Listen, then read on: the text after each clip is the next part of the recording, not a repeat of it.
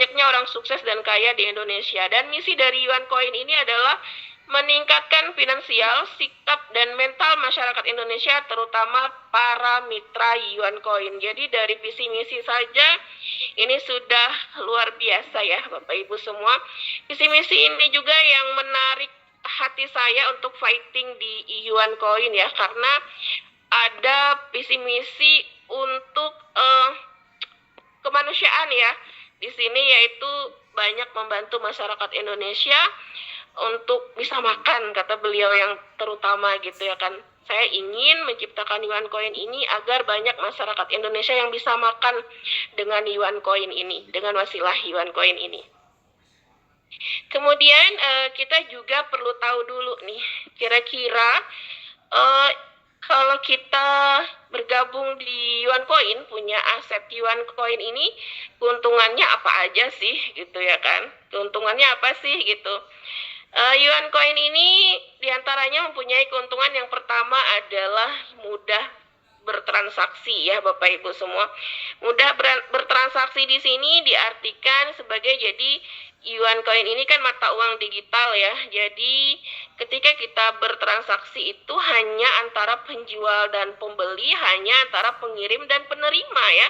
Jadi tidak banyak campur tangan yang lain gitu di sini kalau cryptocurrency ini. Jadi tidak banyak ada campur tangan A, B, atau tangan kedua, tangan ketiga, tidak. Jadi kalau mata uang digital ini hanya antara holder, hanya antara penjual dan pembeli, hanya antar pengirim dan penerima gitu. Jadi ini langsung gitu ya kan. Jadi itulah disebut dengan mudah bertransaksi. Kemudian hemat biaya juga.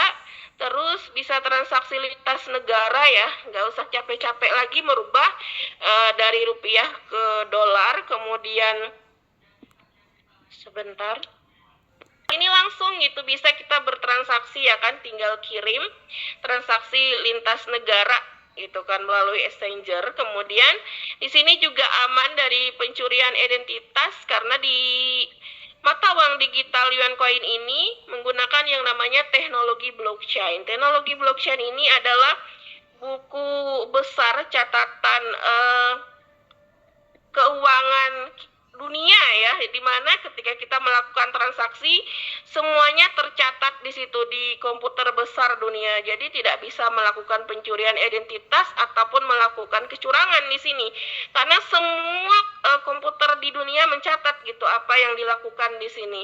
Jadi ketika kita melakukan kecurangan atau pencurian pasti ada yang mengetahuinya.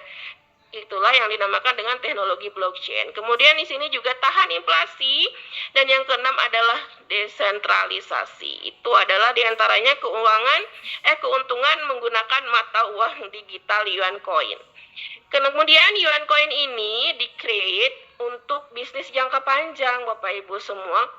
Kok bisa sih gitu ya kan Yuan Coin ini dibuat untuk bisnis jangka panjang? Ini jangan-jangan cuman janji-janji palsu nih gitu ya kan untuk menarik mitra? Tidak.